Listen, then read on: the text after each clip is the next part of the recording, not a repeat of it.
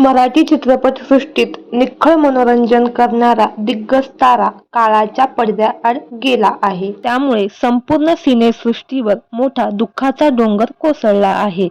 3 idiots या चित्रपटात अभिनेते बोमन इराणी यांचा पर्सनल असिस्टंट गोविंदचे पात्र साकारणारे मराठी अभिनेते राजेंद्र पटवर्धन यांचे दुःखद निधन झालं आहे.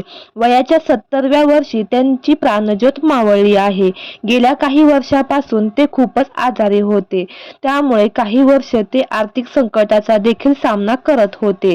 3 वर्षापूर्वी त्यांचा एक पाय मांडीपासून कापण्यात आला होता. त्यानंतर त्यांचा उजवा हातही अर्धांगवायूच्या झटक्याने निकामी झाला होता. गेले काही दिवस त्यांची प्रकृती चिंताजनक होती.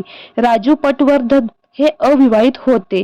त्यामुळे अमोल भावे व इतर त्यांचे मित्रमंडळी त्यांच्या मदतीसाठी देखील पुढे आले होते.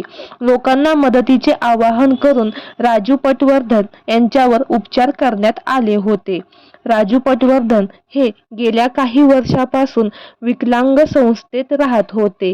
पैशाच्या अभावी एवढा दिग्गज तारा आज आपल्यात राहिला नाही. त्यांच्या कामाबद्दल बोलायचं झालं तर 3 इडियट, व्हेंटिलेटर तसेच मराठीमध्ये आमची बटाट्याची चाळ, एकच प्याला अशा नाटकांतून ते नावारूपाला परिवारातर्फे राजू पटवर्धन यांना भावपूर्ण श्रद्धांजली. धन्यवाद.